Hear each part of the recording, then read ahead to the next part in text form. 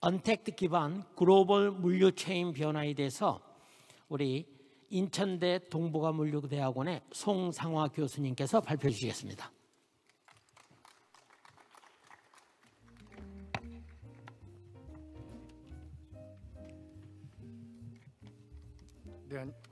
네, 안녕하십니까. 인천대학교의 송상화 교수입니다. 오늘은 마지막 세션에서 디지털 트레이드에 대해서 좀 말씀을 드리도록 하겠습니다. 어떻게 보면 오늘 하루 동안 굉장히 많은 얘기들이 있었는데요. 그 중요한 어떤 키워드가 몇 가지가 있었던 것 같아요. 첫 번째는 탈세계화라는 말이 맨 처음 어떻게 보면 탄총맹 그 대표께서 얘기하신 부분에서 탈세계화라는 얘기가 있었고요.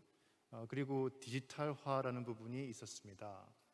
이걸 이제 제가 그림 하나로 지금 가져와 봤는데요. 이 그림을 보시면 글로벌 트레이드 볼륨, 그래서 글로벌 물동량의 변화를 지난 한 15년, 20년 동안에 대해서 보여주고 있습니다. 이번 코로나 바이러스로 인한 위기 이전에 이미 2008년, 9년에 우리가 한번 위기를 겪은 적이 있죠. 그때 이제 1년, 2년 정도의 불황을 지난 다음에 세계 경제는 회복이 되었습니다.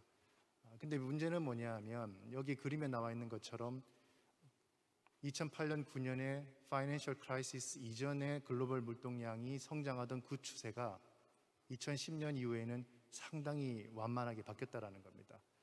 이건 뭔 얘기를 하냐면은 결국 전 세계 글로벌 서플라이 체인이 굉장히 길어져 있고 세계화가 되어 있던 서플라이 체인이 어떻게 보면 탈세계화가 되면서 길이가 짧아지고 그런 과정에서 어떻게 보면 볼륨이 줄어들었다라고 볼 수가 있습니다.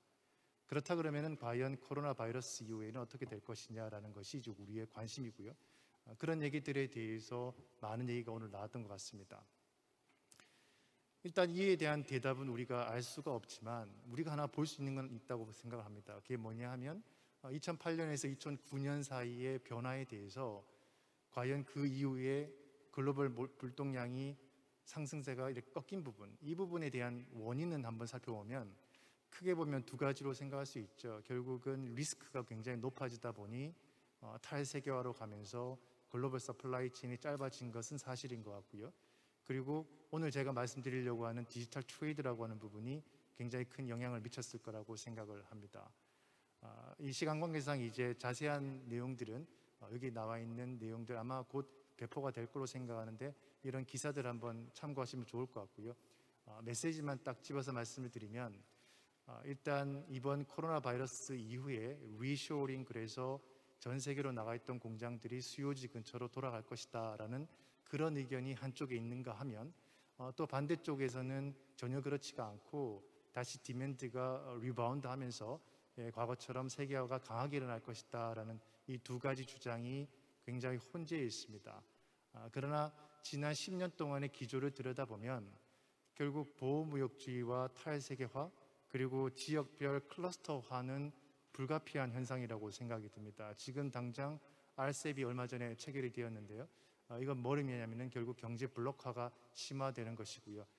어떻게 보면 유럽과 미국에 있는 선진 기업들, 어떻게 보면 리스크가 계속 올수록 보호무역에 대한 어떤 유혹을 느낄 수밖에 없을 것 같습니다. 결국 이런 것들은 글로벌 물동량의 변화를 계속해서 가져올 것이고요. 수요 측면이든 서플라이 측면이든 전부 다 큰 변화를 가져가게 될 텐데요. 그 중에서 오늘 제가 관심을 가지는 부분은 디지털 트레이드에 대한 부분입니다.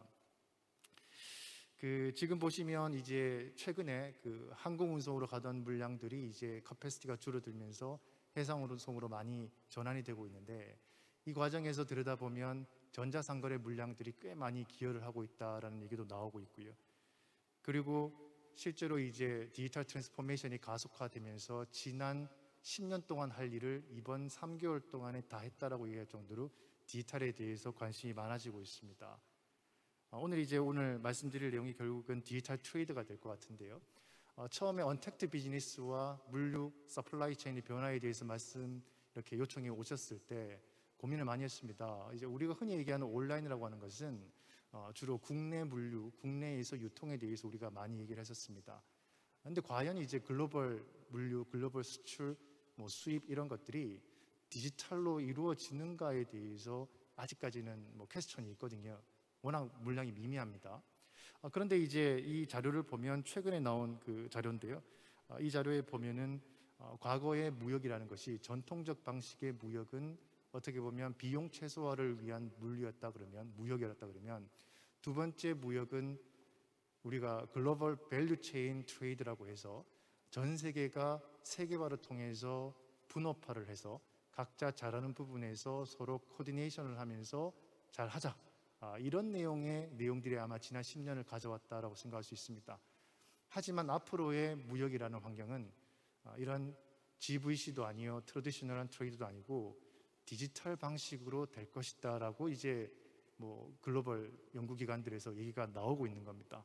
그래서 이 부분에 대해서 오늘 그러면 국내 유통과 물류에 대해서 우리가 하던 이 언택트 비즈니스와 디지털에 대한 내용을 한번 전 세계 무역에 대해서 한번 생각을 해보자 라고 해서 자료를 만들게 되었습니다. 오늘 만든 자료들은 제가 작년에 그 관세청에서 크로스보더 이커머스라고 해서 국가 간 전자상거래 관련된 연구과제를 하나 한 것이 있고요. 참여한 적이 있고 올해는 또 이제 모 공기업과 함께 글로벌 트레이드 플랫폼을 만들기 위한 과제를 막 수행을 끝을 냈습니다. 그 과정에서 이제 알게 된 또 생각하게 된 고민들을 넣어놨습니다. 근데 이제 오늘 발표드릴 내용은요, 제가 어떻게 보면 이렇게 가야 됩니다라는 얘기를 말씀드리기보다는 오늘 모신 분들이 워낙 이 분야에서 실무적으로 쟁쟁한 분들이시기 때문에 저는 앞에서 화두를 던지는 역할을 그렇게 생각하고 있습니다. 그래서 4가지 정도의 트렌드를 말씀을 드리고요. 나머지 자세한 내용들은 오늘 토론자들께서 또 디테일한 얘기를 해주실 거라고 생각하고 있습니다. 일단 이제 우리가 디지털 트레이드라고 하면 흔히 얘기하는 것이 국가 간 전자상거래입니다. 국가 간 전자상거래가 전 세계적으로도 굉장히 빠르게 성장을 하고 있고요. 데이터를 좀 찾아봤더니 중국 같은 경우에는 전체 그 트레이드 볼륨이 대략 4.3 트릴리언, 그러니까 4.3조 달러라고 했을 때 이것의 한 0.5% 정도가 국가 간 전자상거래로 거래가 되고 있다라는 얘기가 나와 있고요. 한국 데이터를 들여다봤더니 지금 왼쪽에 나와 있는 자료는 한국에서 역직구라고 부르죠. 역직구라고 불리는 CBEC, 크로스보더 이커머스 엑스포트 양이 얼마나 되는가 측정해 봤더니 그 양이 2019년에 대략 5조 원 정도 되는 것 같습니다. 대한민국 수출이 한 5천조 된다 그러면 결국은 한 1% 정도 되는 꽤 큰 양이죠. 중국보다 많은 것 같아요.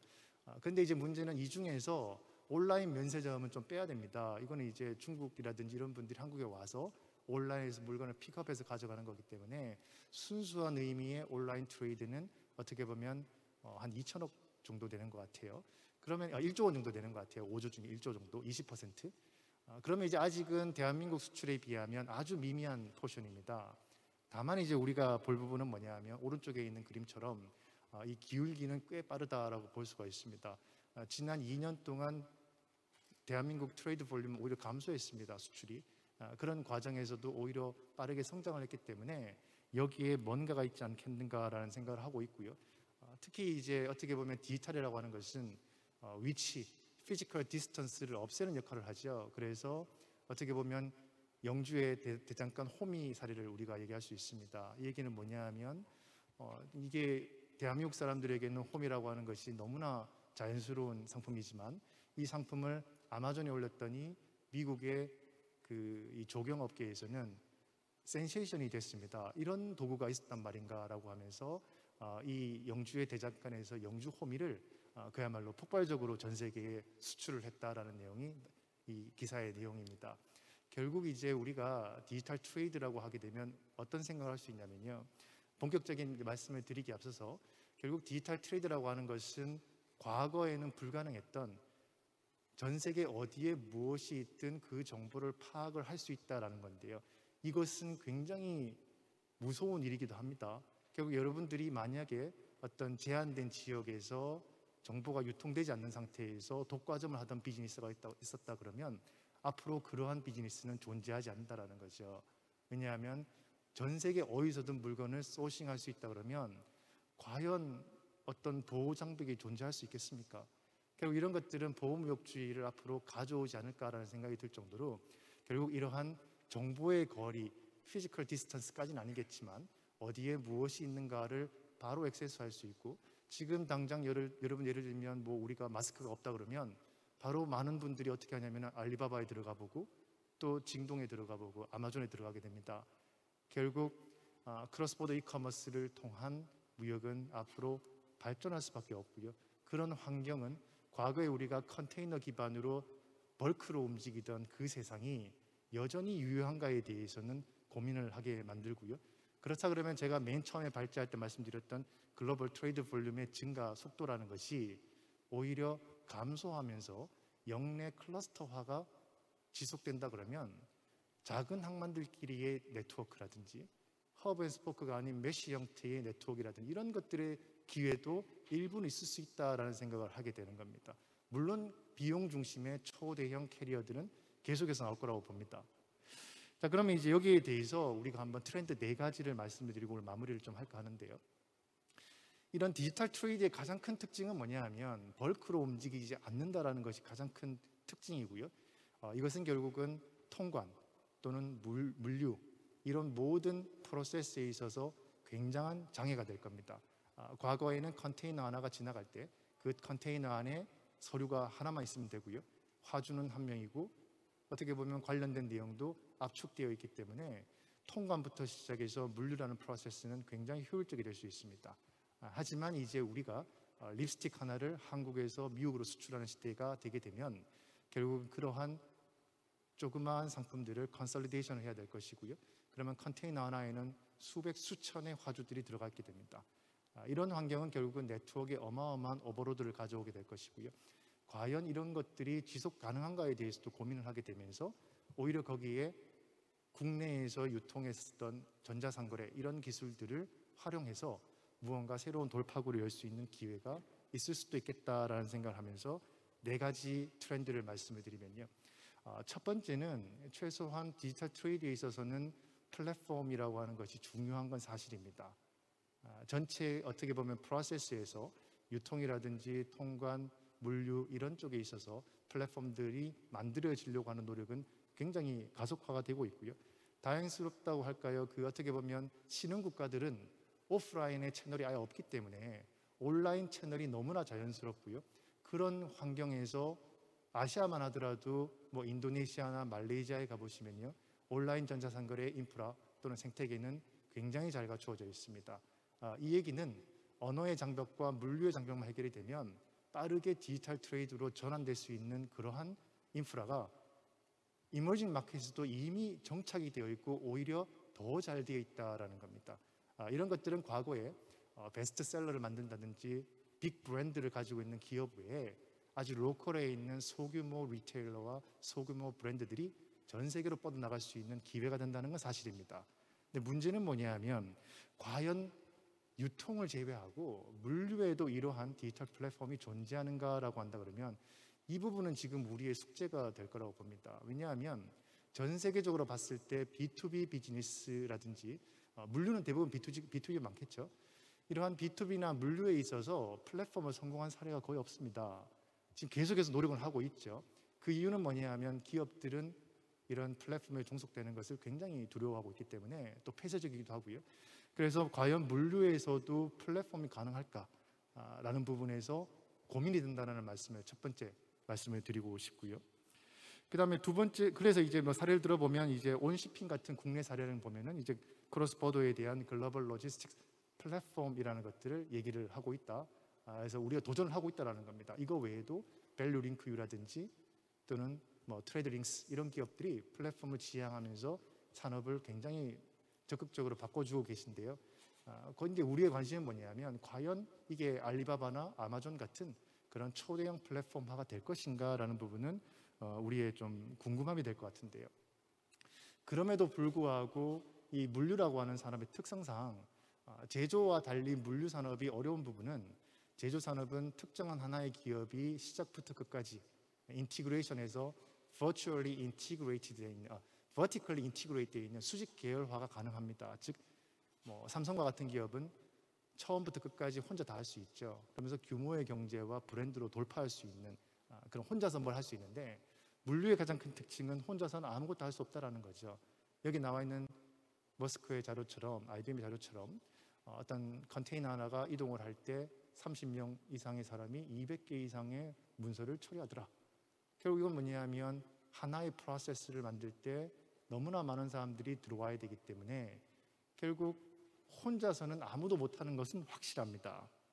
그러다 보니까 이제 뭐 트레이드 레인즈라든지 DCSA라든지 GSBN, 또 오늘 뭐 남성홀딩스에서 발표해 주신 GSDC 같은 이러한 컨소시엄까지 우리가 표준화와 어떻게 보면 그 협력을 통해서 돌파해 가자라고 하는 것은 굉장히 의미 있는 내용이라고 생각이 듭니다. 다만 이제 지금까지 역사가 얘기해 주듯이 기업들이 이러한 표준화에 대해서 얼마나 적극적일 것이냐. 왜냐하면 본인의 데이터를 어디까지 내놓을 것이냐, 내가 과연 협력을 했을 때 나에게 이익이 되느냐, 이러한 이해관계의 상충 문제들은 단순 표준화의 이슈가 아니고 결국은 하나의 유니파이드에 있는 프레임워크를 만들기는 굉장히 어려운 면이 있기 때문에 어떻게 보면 우리가 중요한 전환점에 서 있다고 볼 수 있습니다. 즉 복잡한 프로세스를 플랫폼이 와서 하나 독점을 할 것인가? 첫 번째 이슈였죠. 근데 잘 안 된다 그러면 두 번째 이슈는 그렇다 그러면은 과연 기업들이 표준화를 해서 잘 할 수 있을 것이냐? 이 부분 앞으로 지켜봐야 될 이슈 같고요. 이 트레이드랜드나 TCS나 뭐 이런 내용들은 참고하시고요. 그리고 이제 디지털 트레이더가 되기 위해서는 사실 물류가 가장 많이 바뀌어야 됩니다. 여기 기회가 굉장히 많이 있는데요. 저기 다음 페이지 보시면 제가 한번 사례를 하나 가져왔는데요. 물건 하나를 립스틱을 한국에서 미국으로 보내는 거 사실 비용 효율적이지 않죠. 그렇다 그러면은 미국에다가 어떤 풀필먼트 센터를 만들어 놓고 벌크로 가져가서 그 다음에 어떻게 배포한다 이런 거라든지, 또는 작년에 저희가 조사를 하다가 본 사례인데요. 이건 중국에 있는 어떤 풀필먼트 센터인데 여기에서 물건들을 포장을 해서 미국으로 보내는데 이게 어떻게 보면은 그 카메라를 설치하고 정보를 공유해서 미국 관세청에서 이 화면을 실시간으로 보면서 통관을 그냥 시켜주는, 즉 통관의 부담을 오리진에서 아예 그냥 떨어버린 이런 비즈니스도 만들어내고 있습니다. 이런 것들은 혁신적인 물류 서비스를 만들어내는 필요성을 얘기하고 있고요. 벨기에의 비게이트라든지 또는 인천항 같은 경우에는 지금 전자상거래 클러스터 지금 만들고 있거든요. 이런 특화된 클러스터라든지, 또는 관세청에서는 온라인과 오프라인의 플랫폼, 또 오프라인의 이런 클러스터를 만드는 노력을 하고 있습니다. 결국 디지털 트레이드는 물류 없이는 않는다라는 그런 이슈는 확실히 있고요. 마지막으로 그동안 좀 간과된 부분인데요.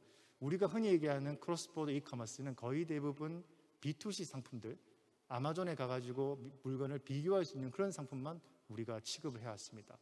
하지만 전 세계에서 돌아가는 물건은 거의 대부분은 그런 표준화된 상품이 아니라 하청에서 내가 이런 상품 만들어줄 수 있나요? 내가 이 서플라이어를 믿을 수가 있나요? 이러한 B2B 거래가 굉장히 많다 그러면 이건 결국 과연 우리가 준비가 되어 있냐라고 했을 때 가장 대표적인 사례는 알리바바라고 볼 수 있는데, 알리바바는 B2C 플랫폼도 있지만 B2B 플랫폼을 가지고 있고요. 여기 나오는 사례는 올해 사례인데요. 전 세계 기업들에게 중국과 미국의 서플라이어들을 소개해주고 온라인 전시를 열어주고 이 기업은 이런 기업입니다라고 자꾸 소개를 해줘서 그야말로 언택트 비즈니스로 그냥 상품을 못 보기 때문에 과연 이들이 잘할 수 있을 것인가를 체크를 해야 되거든요. 그런 것들에 대한 플랫폼들이 나오고 있고, 한국 같은 경우에는 코트라에서 바이 코리아 사이트를 활용해서 서플라이어들을 어떻게 보면 전 세계로 어떻게 연결해 줄 거냐. 단순히 우리 상품만 있으면 생수를 팝니다 이게 아니죠. 우리의 기계 부품 이런 것들은 표준화되어 있지 않습니다. 이런 것까지 우리가 디지털로 처리하고 그 다음 수출하는 시대가 열리면 비로소 완벽한 언택트 비즈니스이자 디지털 트레이더가 될 것 같고요. 그 속도는 굉장히 가속화가 될 수 있을 것 같으니까 어떻게 보면 우리의 기회가 있다고 생각을 하면 여기에 대해서 관심을 가질 필요가 있겠다라는 말씀을 드리면서 마무리하도록 하겠습니다. 감사합니다. 네, 감사합니다. 송 교수님.